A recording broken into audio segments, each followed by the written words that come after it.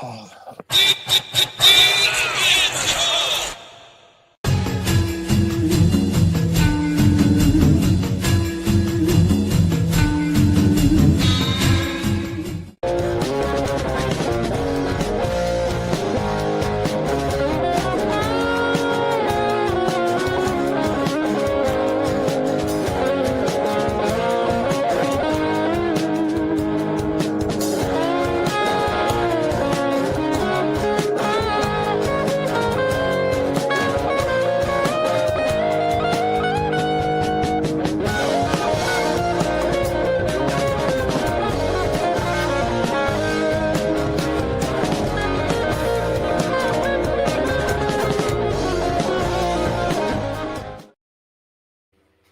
Ladies and gentlemen, welcome back to the Media Mania podcast. I am your host, as always, the Media Maverick, Mike Welding, and today I am joined by Paulo Knockout Cruz.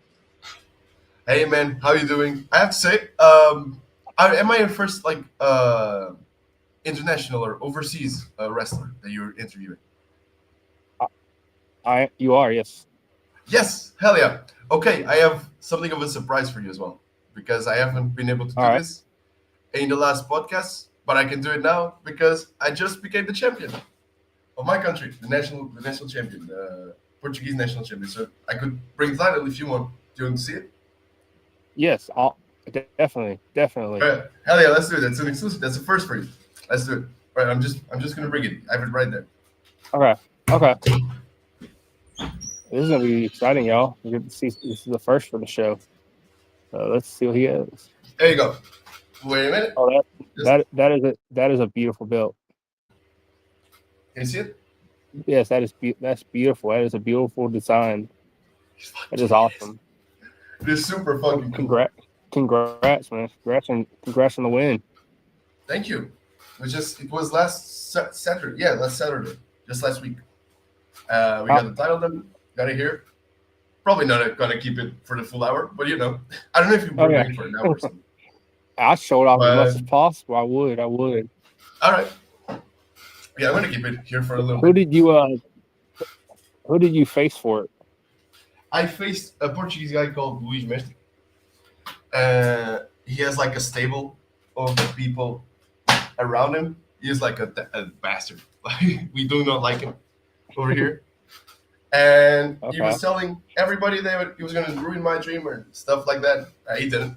I whooped his ass. And his belt. His stable ass. Not his belt. This was actually the first, the first match for this belt. This is a new time. Okay. So we were the ones fighting to be the inaugural champion. Yeah, the inaugural champion. Yeah. There you go. Well, there's a little bit of history around that, but something like that. Yes. I don't know many people from the Portugal wrestling scene. The only one I know of is Killer Kelly. Yes. Yeah. I trained with her. Kind of. She gave us some sessions. I trained. And I started training in the same facility she did.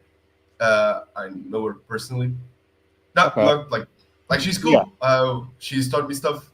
She was there in 2019, right before the pandemic. She was there for a little bit, like a couple of weeks or maybe 3 weeks, and she went to all trainings, gave us pointers, a full training session to be fair, not just pointers, and it was really cool. She's a cool. I like her. She's cool.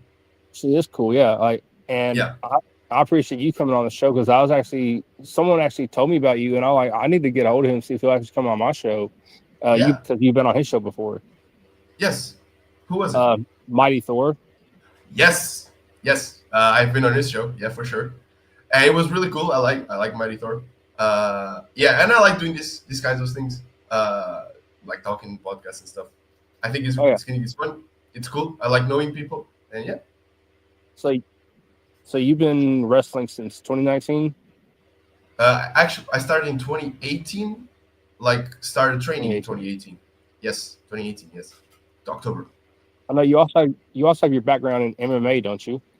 Kind of, yeah. I'm not like actual MMA. What I mean by that, I didn't never trained MMA specifically, but I trained in striking, kickboxing, kimbo, and then I did a little bit of judo. I'm now in jiu-jitsu as well, so I have that background. Yes. And you interpret that into your wrestling, or you use that in your wrestling style?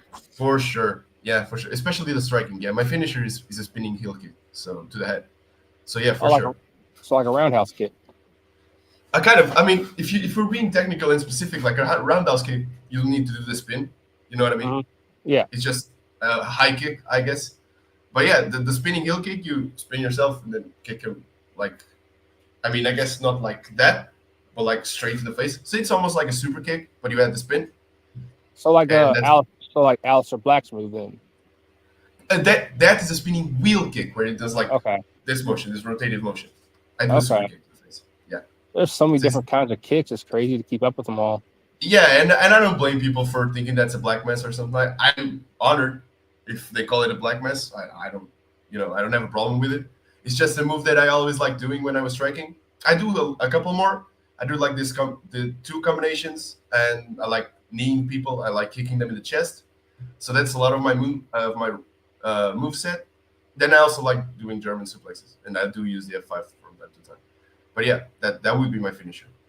So are there any other people who use that kind of style that you would love to face off with? Probably, yeah. If you're talking about Portuguese wrestling, not really. That's kind of my thing. But Okay. I mean, they do striking, of course, but not to the extent that I do. Like I'm a kind of in the Portuguese wrestling scene. I'm kind of a bigger guy. I'm around 205 pounds. That's my weight. I'm 6 feet tall. So I'm kind of a strong striker in the sense of like people strike me more often. I strike less often, but I hit harder. That's kind of my thing. And so they kind of do their kicks, and if I hit them back with my kick, that's going to hurt a little more. So there's not really yeah. Sorry, please. I was like, so you be guys like Gunther and like Ilya Dragunov and all of them, right? I mean, yeah, I'm a big Gunther fan. I love Gunther. The wrestling I want to do and what I identify myself or identify with the most is Gunther's style. That's what I like doing. And yeah, when I fight against my opponents, especially if they're small or smaller than me, I like doing that kind of wrestling. Of course, there's people, one or two of them are bigger than I am, so I kind of have to shift a little bit, and that kind of makes it interesting because I don't do the same thing all the time. Like again, if an opponent is smaller than me, I like kicking them, but I also like throwing them around. I feel comfortable doing that. If they are bigger than me, throwing them around kind of makes it difficult, so I have to kick them more. That's kind of hey Thor, by the way. Speaking of, what's up, Thor? Hey, man. What's up? And yeah, come on. So have you only been wrestling in Portugal, or have you gone outside of Portugal? I have gone outside of Portugal. Yes, not for a long time and not many times by any means. I've never had like a singles match outside of Portugal, but I did go to Spain as the first time I went outside of Portugal. That was in 2023. We had a 5-on-5 elimination tag match, Spanish people versus Spanish guys versus Portuguese guys. Then I went to Spain again that same year, and we had like a gauntlet style match, but it was also like people would come in every 1 minute. There was like 7 of us. You could do pinfalls and stuff. There was no elimination over the top rope, so it's kind of a mixed gauntlet rumble thing. Then I went to Ireland to OTT, over the top wrestling.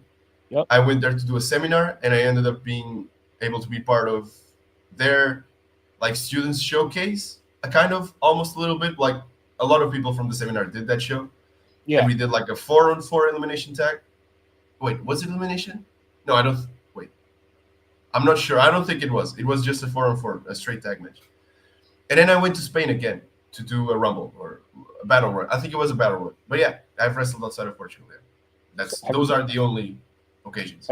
Have you been on any cards with any other big name people? I think that card in Spain, and that card in Spain had guys like Michael Loco in it. That one where we also Connor Mills as well. The first time I went to Spain, he was there.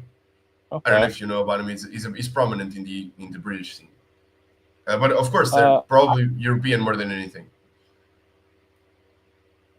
I keep up a little bit of the British scene. It's not very much that I keep up with. Yeah, I would guess, yeah. But yeah, Michael Loku. I know him. Yeah. I know him. He's from Ref Pro. Yeah. Yeah, there you go. And I think he's been to AEW, right? So Yeah, he has. you might know him from there. And yeah, Mm-hmm. those are probably the biggest names. Yeah, Ethan Allen, Luke Jacobs as well. I don't I've know their met names them. right I've off had the top of seminars, my tongue. and I guess the biggest one that I've had seminars with, and that's happened twice. Oh yeah, and he was fighting too, so yeah, he was on the card. Trent Seven as well. I love the mustache. The mustache. Yeah. Yeah, yes, he was great. I love the seminar with him. I had one in Spain and I had one in Portugal as well. I think I thought about it with I talked about it with Thor as well. I I knew him in Spain. I met him in Spain, and then I managed to bring him over Yeah. to Portugal to do a seminar for us as well, which was Yeah. cool. So I know your interest. Like I've seen a couple of videos of your interests. Like I love how you interpret like the boxing, like the robe that boxers wear after the ring. I love how you interpret that into your entrance. yeah, yeah, I like that. That is a big part of my character. I feel like it establishes what I'm trying to convey to people. People identify it as a robe. I do like the Assassin's Creed thing in the cap. I Yep. like it as well. Mm-hmm. Yeah. But I know, like you and Will Ospreay interpret Assassin's Creed into y'all's gears. yes, I mean, hopefully, I don't know. Are we the only ones? That's probably more right. But yeah, Y'all are the only two I've seen that have done it. So that. I mean, that's a good person to be compared to. I guess I'm not. I guess I'm not being compared to him, but to be able to have something in common with. That's cool. And yeah, yes. I do use that robe. I hopefully in the future I'll make it a little bit more elaborate and stuff. But I like the simplicity of it too, and I feel like it works really well with what I'm trying to do. It's just I'm just a more serious kind of guy, a more like straight fighting kind of guy. Yeah. And the medals, like I've seen pictures of you with the medals. What are the medals from? yeah, those are from kickboxing and kempo competitions. So like again, combat sports. Those are real. I'm a real national champion. Yeah. See, that's almost like what Kurt Angle used to do when he used to come out with his gold medal around him. That's yeah, but he only had two, so I'm kidding. Those are Olympic medals. So yeah, it's very different from national medals, but I fought really hard for those. Whether it was in the training sessions, yeah, it's still cool though. Yeah, I mean, I think it looks cool. I don't want to be the one to say it because it sounds presumptuous, but people usually think it looks cool, and it works either as a heel or a face. So yeah, that's cool. Yeah, it is like, and how big is the scene in Portugal? Is there a big audience for it? It is growing. I guess. I mean, I don't know, to be honest. Like, we have in our shows that we launch, we have like 3,000. Mr. Real National Champion over here. Oh, yeah.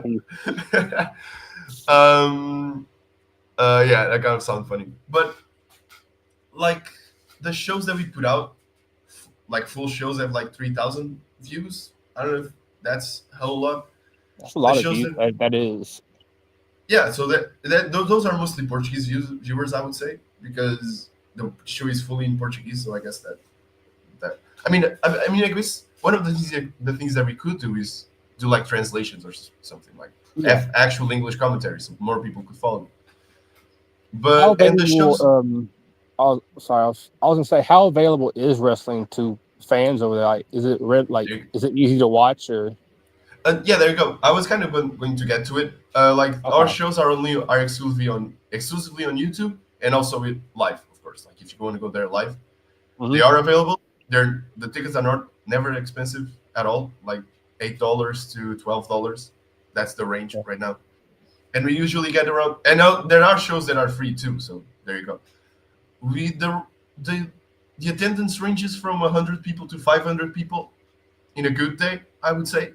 But I feel like it's been growing. It wasn't like this pre-COVID, and it's been growing since.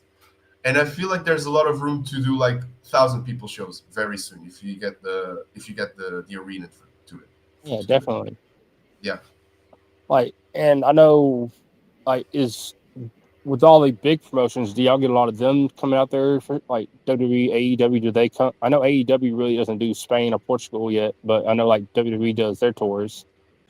Yeah, we haven't had WWE in a long time. The last time was 2017, which was actually a nice story. I found out there was Portuguese wrestling in that show. I went to see WWE, and outside they were distributing flyers. That's how I found them.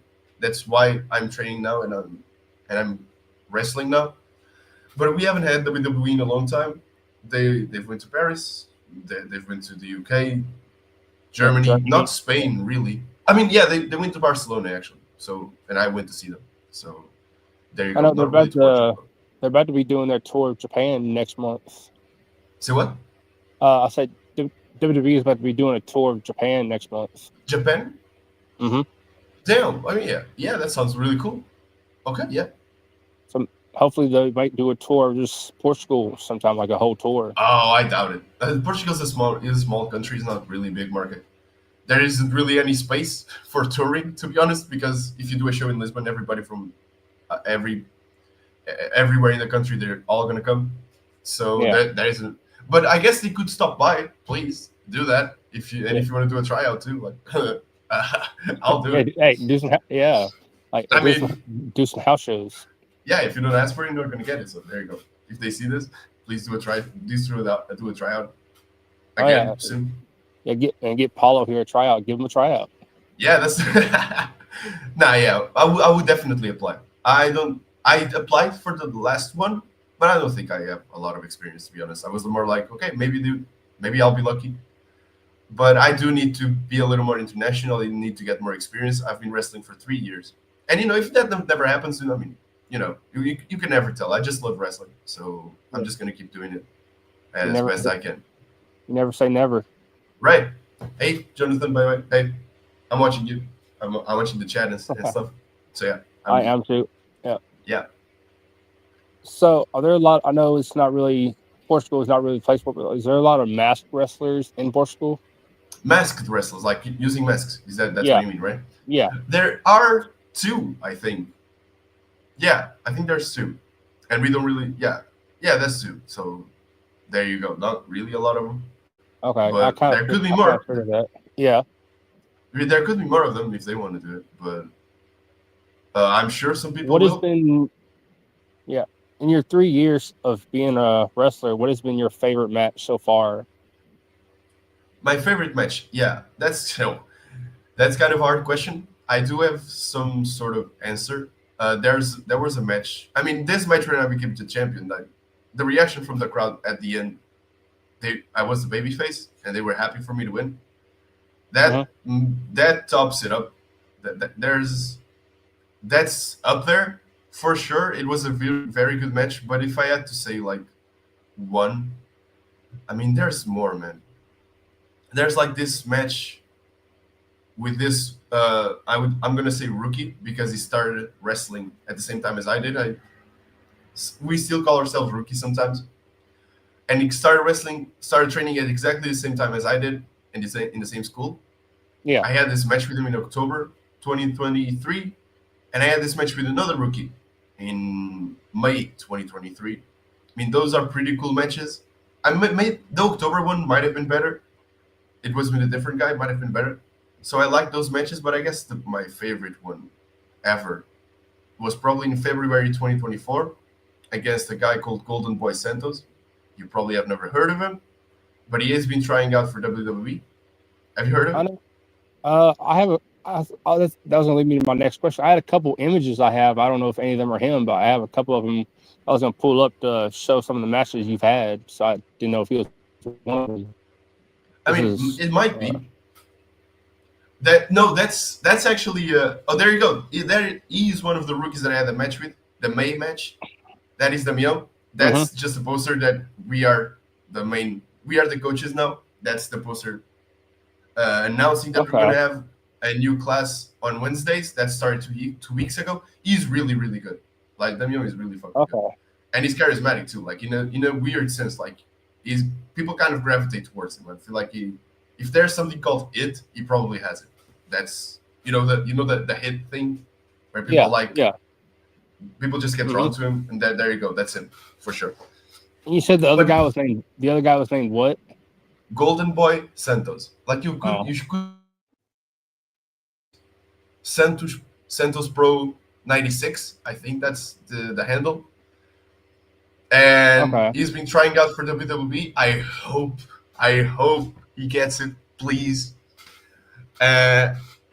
Things have been going well for him, and I had a match with him in February 2024. Was the day like February 17th? It might have been. It was either February 17th or February 24th. But I had a match with him. So how many matches have you had in 3 years? In 3 years, I probably had around like 60 matches, something like that. That's not too bad. It definitely doesn't go over 60. I mean, I don't know. I guess it depends on the scene, right? I feel like people would have more if they are in a more prominent scene. Like if you're in the UK, you could have a lot more matches than that in 3 years. But in Portugal, we have like, for the first year, we had like shows every 2 months, something like that. So that's 6 matches in 1 year. And then the other year might have been 10. Yep. So I guess I might very well be off, but it's definitely not more than 60 for sure. And it probably isn't more than 50, I would say. I know a lot of the indie guys here in the U.S., like there's some indie shows here, they only run maybe once a month, maybe every 2 months. Right. Did it really? I thought it was more. But I mean, I guess it would be like watching everyone else running once a month, but they do it in like let's say you watch 3 promotions and they all run once a month, but then like it's different days, so it almost feels like it's every week. Yeah. So I might have been that, but I don't know. I mean, I guess 60 matches would be cool, but I'm not really sure it is 60. You know what I mean? Yeah. Hi, Jennifer. Hey, Jennifer. What's up? Hey, Jennifer. Yeah, I went to WrestleMania in Vegas, and it seems like there was wrestling every day of the week when WrestleMania was going on in Vegas. Oh, I would bet there was. I would bet people. I mean, wrestling becomes prominent in those like when WWE comes to town. Like that happened in Barcelona as well. They had the show. WWE did Friday night SmackDown, and they had shows like Saturday and Sunday. So I mean, I guess people are just more drawn to wrestling because WWE is already there. So I guess they take that publicity in some way and try to bring it over to their show. Mm-hmm. And I mean, I think Kevin Owens has gone in that weekend, went to one of their shows. Kevin Owens, like, can you imagine? Like, he was just watching it as well. So can you imagine, like, Kevin Owens watching one of those shows? I think so. I mean, I can't confirm that, but I think so. Kevin Owens is one of those guys that loves what he does. Right. Oh, for sure. Yeah. Yeah. Like he has shown up to GCW shows and all other kinds of indie shows while being a part of WWE. Right. I mean, I don't know about any other indie shows, but like GCW is kind of a well-known thing, so I wouldn't be surprised if he did that. But just showing up to local indie shows, that's a really cool thing to do. And if he really does that, then, I mean, you're saying he does, so I guess that was true. That's a whole other level of respect and love for the show, for the sport again. So that's I just seen the images of it when it happened. Like, that's pretty cool. Him showing up to an indie show to support them. Yeah, for sure. That's really, really cool. And if I was in his position, I would probably try to do the same thing, because it's just a cool thing to do. Like you're already there. Just why not? You know. Mm-hmm. When is your first title defense for your title? I think it's going to be October 18th. I don't think it's confirmed yet, but I'm pretty sure it's going to be there, and I'm pretty sure I know who the opponent is, and it's going to be a tough one because he's bigger than me. So. Is this the match that you won the title from right here? If I can get it to load up. I don't think so. I don't think it's online yet, so probably not. Oh no, I don't have a video. It's just a little image. Oh, poster. Oh, the poster. Yeah. Where can I see it? It's not on screen yet, right? StreamYard. I'm sorry. This takes some of these images take a minute to upload. Oh, that's okay. Yeah, that's exactly the match. Yeah, there you go. I don't really like my photo there. I look like a baby on that photo. I don't know, but yeah. Cool. I guess. Thank you. Yeah.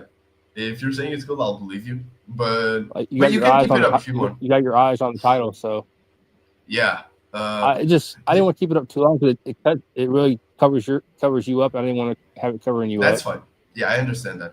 Yeah, but if you're still watching the image, that title that he has, that is the Lisbon Championship, and he's the Lisbon champion, and he was fighting me for the national championship. That's kind of the story there. He could fight for it because he was the champion. Like that is now the secondary title. The national championship is now, the main title. So yeah, he's a big dude too. He's my height, my size. How many title matches have you had since becoming a wrestler?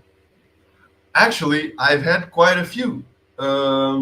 I've had around 7, 8 title matches, something like that, not counting the ones that I defended the title with. So I guess, I could count them, but it's like 10 or something like that. And my first ever match was for the national championship. So there you go. For a different promotion, but it was. Yeah, because I know I have one image of you holding 2 titles, so I didn't know what those titles were or where they're from. Yeah, I can explain that. That's the title on the left, the silver title, is the secondary championship for my home promotion. That would be WP Wrestling Portugal. So that is the championship of honor. That's how we call it. That's the secondary belt. And it's also, the medals are attached to it too. The belt on the right, the golden one, that is from the Combat Sports. That photo was taken during the event where I won that belt. That was for the International Kempo Cup. And I won the tournament. Cool. Yeah, and those are really cool.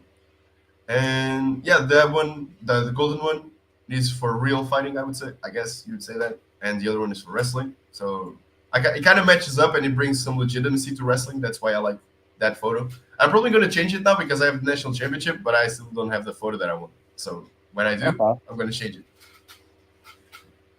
You've won a lot. You've won a lot, and you've won a lot of medals and a lot of titles, and that's awesome. Yeah, I've been very lucky to be able to do that. Yes.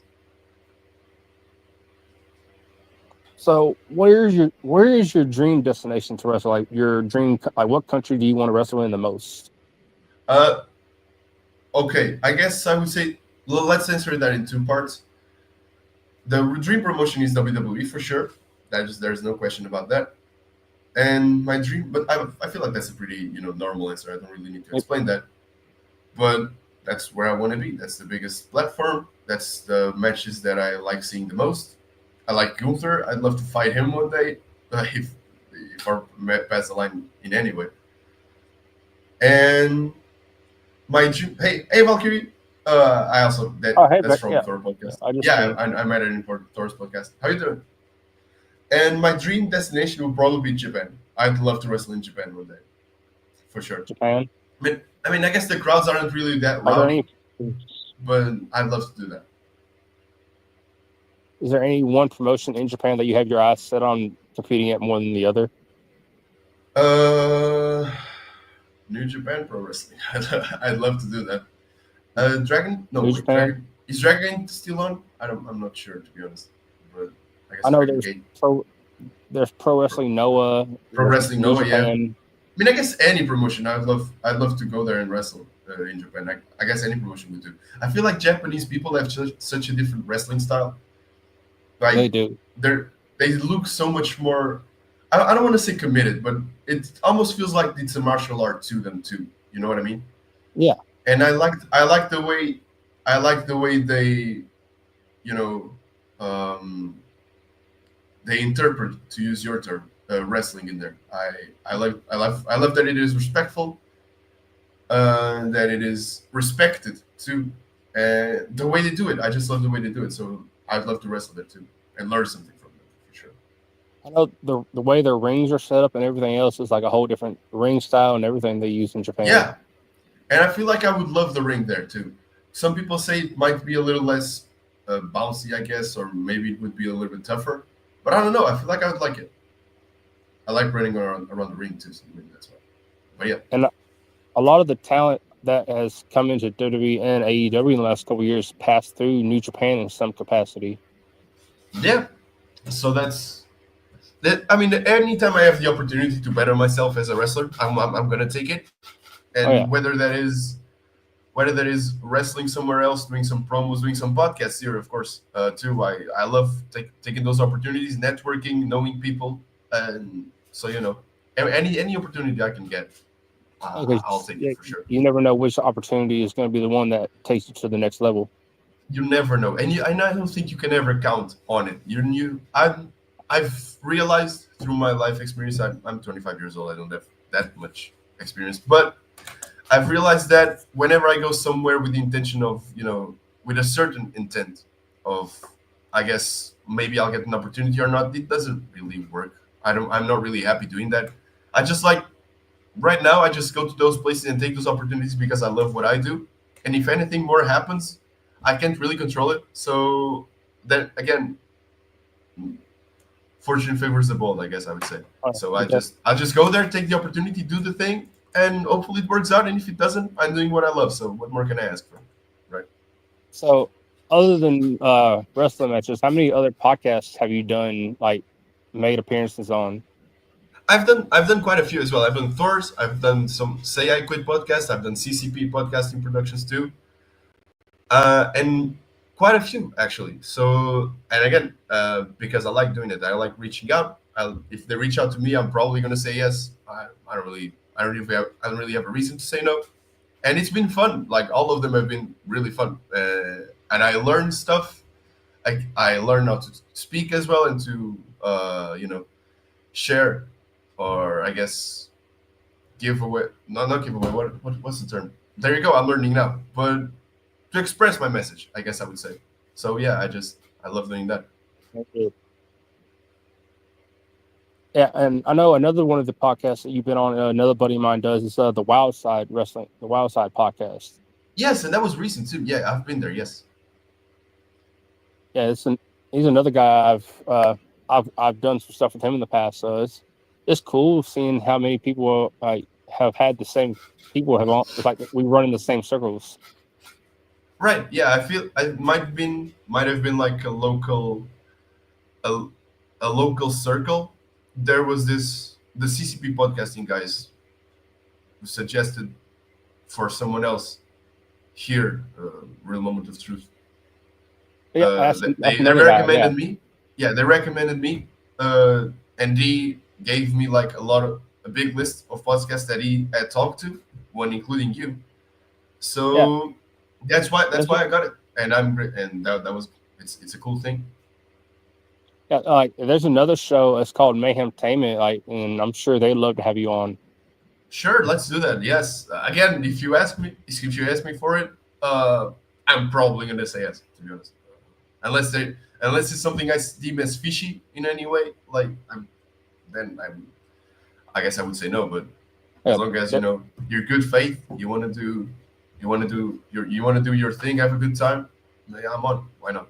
Oh yeah, they're awesome guys. Like I've done a lot of. I work with them quite a bit now. All right, hit me up. Mayhem Tainment, Jonathan. Please hit me up at knockout.wp, and there you go. We can do that. We can arrange that. So, what are your plans for 2026 with wrestling? Yeah, first, the biggest thing I want to do is go international a little bit more. I'm going to start then in November. I'm going to Wales in the UK for a week. I'm going to do a training camp with guys like Wildcore. And I want to, try and go international a little bit more. I want to grow the Portuguese scene as well. But right now, I feel like we need a lot more know-how about wrestling. There's kind of some concepts that you kind of see on television, but you can't really explain like for yourself. So I guess I'm going to try and get that training. Of course, I'm going to try and get exposure as well. So in the future, I can do a tryout too. That would be a long-term goal, and who knows. But right now, my plans are going international and having a job that supports that, which is what I want to do, and wrestling, which is what I love to do. So those are the plans, for sure. Like I'd like to do at least 3 international appearances in some capacity, whether it is training or an actual show. I want to do at least 3 for sure. So I know a lot of wrestlers, they drive to shows. Do you ever drive to shows with the other talent? Yeah, I mean, we don't really drive to shows. We take a plane, and then we might rent an Airbnb to do that. Because I think what you were saying specifically is taking a car and actually riding or driving into that show, right? Even if it's in another state. I guess you'd say that in the United States. Almost any state in the USA is bigger than Portugal and almost all the countries in Europe. So your road trips would be a lot bigger, and you probably wouldn't want an airplane to do this, but we always take the plane. Whether it's for Spain or Ireland or France, I would probably take the plane. Wales, I'm gonna take an airplane too. So we don't really drive to the shows, but if we can go together, we do, and we sleep in an Airbnb and have that good time together. So there you go. Do you have any one person or group of people that you've grown close to since joining professional wrestling? Oh yeah, for sure. Yeah, especially Portuguese people, of course. Like we don't really have. All of us are part of the same community. We all know each other, and we all do the same. We all do all the shows. You know what I mean? So there isn't really this thing of you're this promotion, you're that promotion. We're all just the same people, and so we've grown close to each other. I would say there, of course, in a big group of people, some people will be more attached, I guess, to someone else. There's some kind of groups, but I have those kind of people, and I travel with them. But it doesn't mean that I will always do that. This trip to Wales is not going to be with anyone. I'm going to go by myself. So.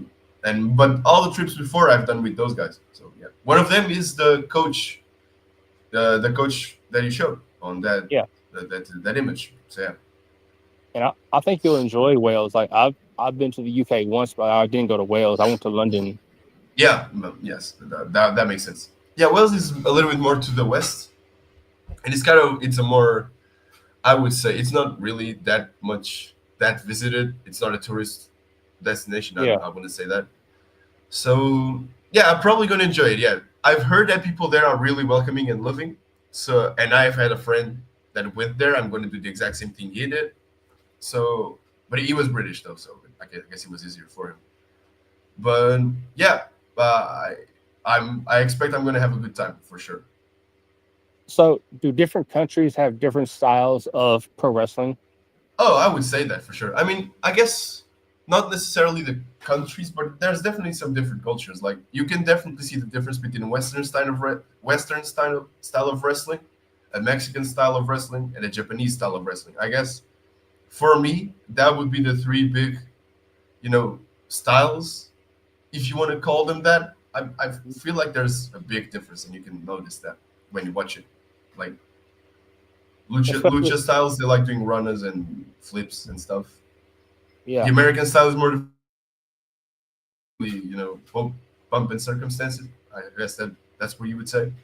Japanese style would lean more towards martial arts, probably. So there you go. I've seen some big guys. They even Drew McIntyre. They do these dives to the outside, and it amazes me how some of these big guys can do some of these dives out to the outside like that. I mean, yeah, you probably would think that they wouldn't do it, but it's always impressive when they do it. And they are athletic guys, so it is impressive. I mean, yeah, it's really cool to see. I like the Roman Reigns dive too. I feel like he gets a lot of airtime. He can jump high and stay there, which is kind of weird for someone so big. But I like it. I also like. I mean, this would be more expected of him too. But like Javon Evans recently did a dive where he just looked like he could fly. Do you remember that? This was like last week. Yeah, he almost looked like he was flying. He got so much airtime. Yeah, it's not even fucking fair. Like it looks like he has springs on his shoes, and I'm like, damn, leave some for the rest of us. I can barely get my feet off the ground. So there. Yeah, I couldn't do what he did. I couldn't do it. So for sure. I mean, I do dive sometimes. I'm not. I don't want anyone to interpret that wrong. I do some dives. Sometimes I can't do them. It's not really that often. But sometimes it's exciting to see it. When's the last time you did one of your dives, and how much airtime did you get? I got quite a bit of airtime actually. Not too much, like just a normal one. The last time might have been in June, I think. I think it was in June. We got some airtime, fell on top of my opponent, of course. People liked it. I managed to straighten my chest, I guess I would say. Yeah. It was cool, yeah. It was just a normal dive, but over the top rope. So there you go. Okay. I'm sure seeing a big guy like you coming diving over the ropes, that's not something you want to see. If you're an opponent, you probably don't want to do. No, you probably don't want to see it. Yeah. And out of all the styles there are in wrestling, which one do you want to try the most?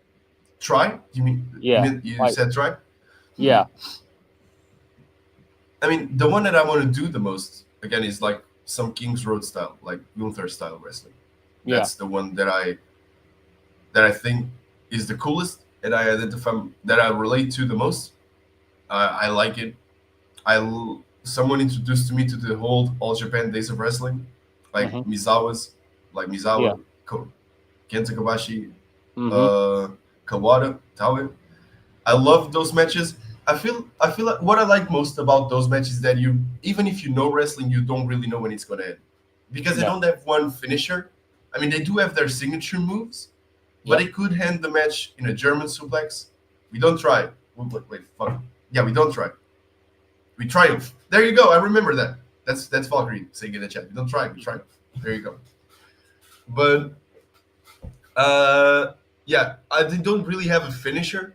They do have their signature moves, but they could end the match like a brainbuster or a German suplex or a power bomb. Everybody could win a match with a power bomb. They like have these scales of like what moves are the strongest. Like a strike is on the lower hand, a slam would be on the bigger hand, then a suplex, and then power bomb. The power bomb in Japan back in those days was feared as almost. I guess from what I've seen, it was almost one of the biggest finishers that if anybody used, the match would probably be over. But you never know, and that's why I like it.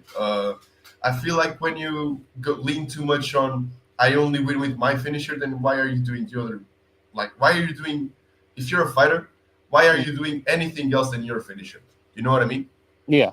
Like, I guess you could say you're trying to weaken your opponent so that you can get the finisher, but it's a thin line, and it is possible to do that, but it's a fine line. You have to navigate that. So what I've seen some of the pictures I've seen of your gear, like what kind of gloves do you wear in your matches? I have them here. Do you want me to fetch them? I have them right there. Oh yeah, that'd be perfect. Yeah. Yeah, then give me just like 5 seconds. I'll get them. Okay.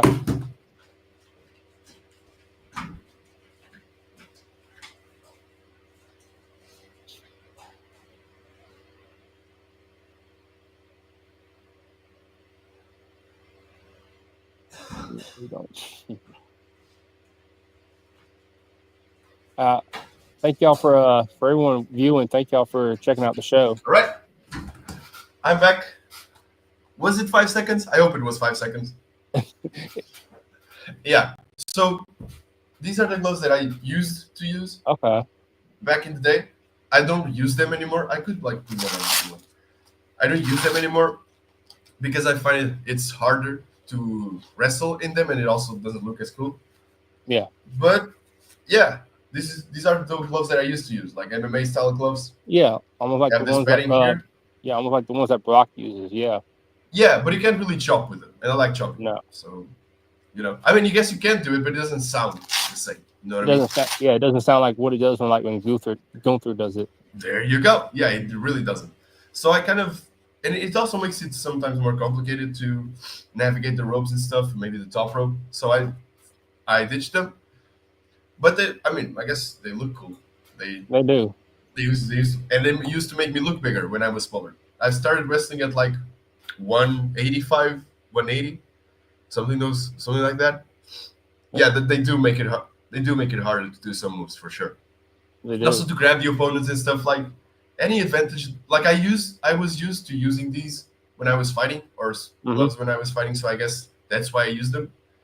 But with wrestling, you can't really do that. You can't really neglect any kind of advantage that you can have. And if I don't wear gloves, I can grab them. And if I hit them, it also hits harder because there's no padding on the gloves.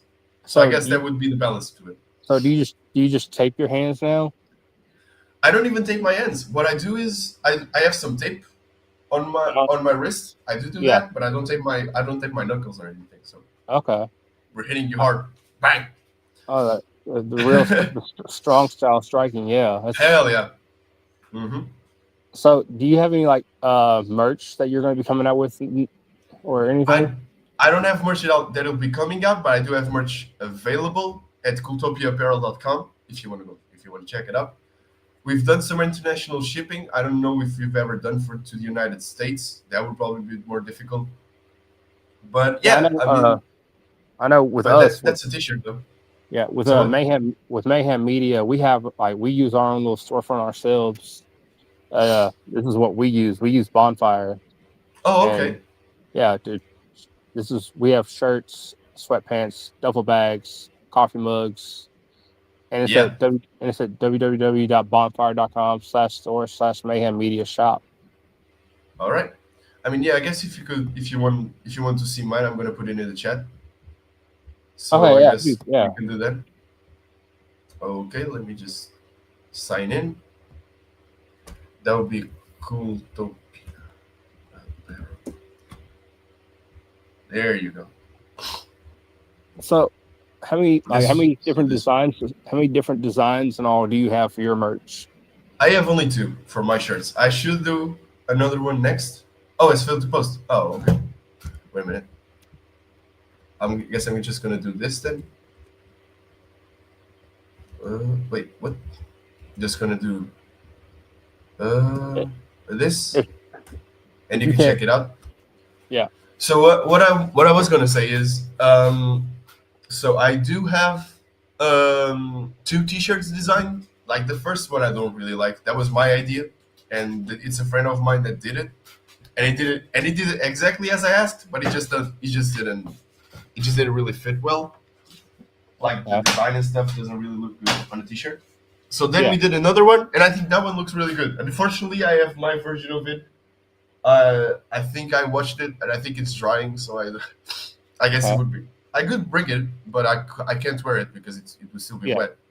Yeah. But it is cool. Like if you want to pull it up, if you want to go to the site, I guess you would need to find it. But if you go to roster or put it in English or anything, you could find it under my name, of course. And it's Paulo Knockout Cruz, quando match cooking. Yeah, that means when you mess with the kid. So does anyone make the robe that you wear? Who makes that for you? Do you make that? I bought it. Yourself? No, I had to buy it. Yeah, I bought the robe, and then we have a gear producer in Portugal that does do international stuff. So if anybody sees that and they want something, you could talk to her. It's Lucha Libre wrestling gear, and she does some really cool stuff. And I had my rope. I bought it, and then she completed it with elements that would personalize it. So she customized it for me, right? Okay. The knockout at the back with my team's symbol. Yeah, there you go. Yeah, man, that photo is really, really cool. It is. It makes me think of Rocky. Like when I first saw it, made me think of Rocky. Thank you. Yeah, that's a really cool compliment. I'll take it as a compliment. And I am the babyface right now, and I guess I would be Rocky in the next show again. I'm gonna fight a guy that's bigger than me. He's almost 7 feet tall. No, he would be like, no, that was a lie. He's like 6'3", something like that. 6'3", 250 pounds, something like that. So he's got weight on you too. He's got weight on me. Yeah, a big show kind of size. You know what I mean? He's not muscular or anything, but he's like a big brute, like a bear. Okay. It's like fighting a grizzly bear or anything. So there you go. So do you ever see yourself like being a heel in wrestling, or just always being a face? No, I started as a heel actually. So yeah, I do see myself as being a heel again, and I might. Who knows? But like life's pretty good right now, so I don't really need to do that. But I started as a heel. I started as like that cliche MMA character that he's an MMA guy and he thinks he's gonna ruin everybody in wrestling. I got my ass kicked a couple of times. Then my kind of story goes like that. I think I'm great because I'm an MMA guy. I get humbled, and then I start to actually have to learn wrestling and be good at wrestling to win shows. And I did that. I became a babyface, and now I'm the champion. So that's kind of the ride that we've been on for the last 3 years. That's amazing. That's an amazing story. And with your background, with your background in MMA, do people still give you grief for that? Like, since you try to still use that in your wrestling? Say it again, please. do people still give you like a hard time like that? You still try to interpret your MMA style into your wrestling? I mean, some people might, I guess. Not really. I feel like when it comes to a performer, in a performance sense, and if we're talking about my peers, like this is a real good advantage that I have, Mhm. being able to like bring MMA because it's just a very easy character to interpret. You know what I mean? It's you could describe it in one sentence. He's the MMA guy. You know what I mean? And that Yeah. makes it easy for people to understand and to connect with, whether it is they don't like me or do like me. So if when it comes to defense, some might give me a hard time. I've never really got that from them, and they usually like my outfit. They like the way I fight. They like they like my theme music.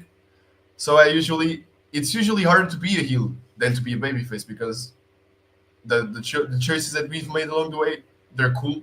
So that would make it harder to be a heel. But I do like being the heel.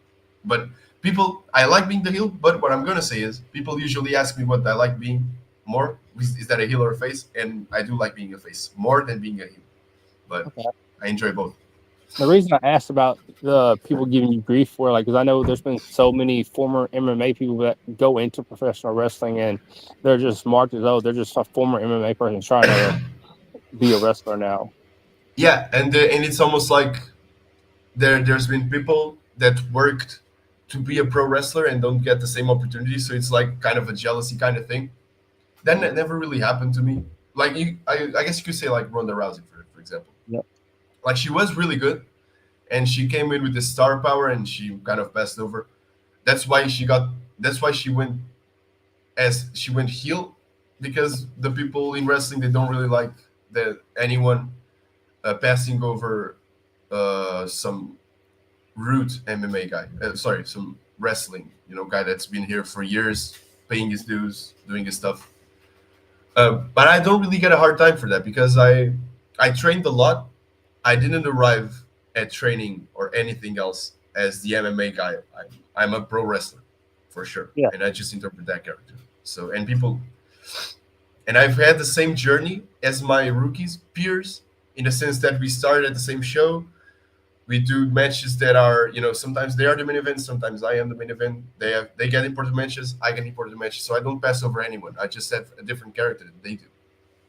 So are wrestling schools different in Portugal than in other, like how they are here in the States? I'm not sure. I don't know how wrestling schools are in the States. So I mean, we do the best we can with what we have, which isn't a lot.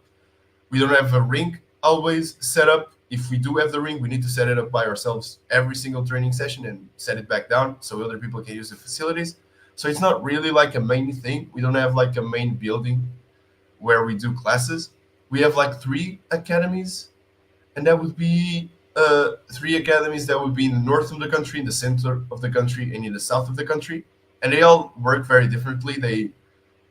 Each coach has their own style. I like technique. I like good looking wrestling, and I like some character work. In the north, they enjoy character work a lot. They work on the sounds. They work on the promos as well. And in the south, they also like crowd interaction. So it's all very different, and we can all benefit from going to any class, whether it is my class in the north or in the south. So they all complement each other. So when you pick your theme music, are you stuck with it for your career, and how is it picked? I'm not stuck with it for my career, but right now I do really like it, and I'm planning to keep it for a long time. It was picked like you.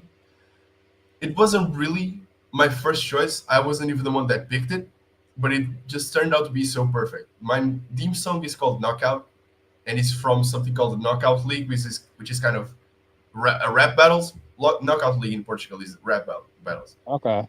and they have this rap guy that raps about knocking someone out. And I think the music worked for them, but it was also made by that guy for someone that was going to do real fighting. They never really ended up using it. I can't find it anywhere. So like, it was made for an actual fighter, but they don't use it. So we did, and like, this was chosen like 1 month before the show. Like we were scrambling, seeing what could work, seeing what nicknames would work from it. And actually, I got my nickname Knockout. It is from that music. If I didn't have that music, I wouldn't have my nickname. And it ended up just working because the music says Knockout a lot. People can sing along to it, and my name is Knockout. So There you go. That's how it picked. I know because a lot of wrestlers, they have to be careful what songs they use. That way they don't get copyrighted or Right. They don't pay royalties.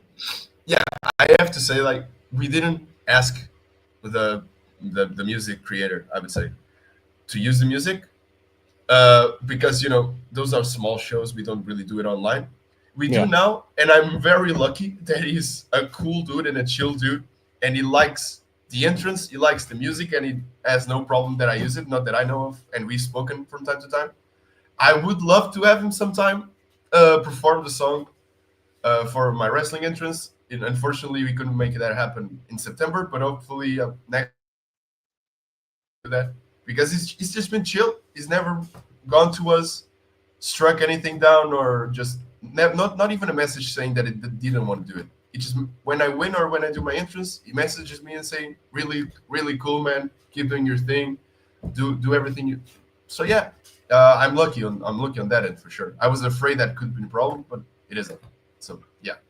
Thank you. When I was looking for a song to hype up on Instagram that you were coming on, I saw "Till I Clash." I'm like, that works for him because like it was basically a boxing song. "Till I Collapse" from Eminem, right? Yeah. That probably works. Yeah, for sure. And it's also kind of my story in recent months. Like, my story for this match was very much in that vein, which is, I'm not gonna stop.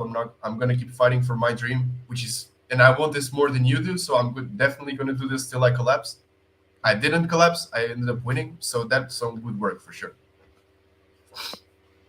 And again, I appreciate you coming on the show, and your story has been it's been one of the most awesome stories I've heard, and you being my first international guest, it's been a real experience. Thank you. This was fun coming on the show. I hope we can do this again. I like you, Mike. So that was cool. And I always like sharing the stories. I always like knowing people. I hope I didn't talk too quick, because I sometimes have a tendency to do that, and I have to control myself. I hope you could understand me.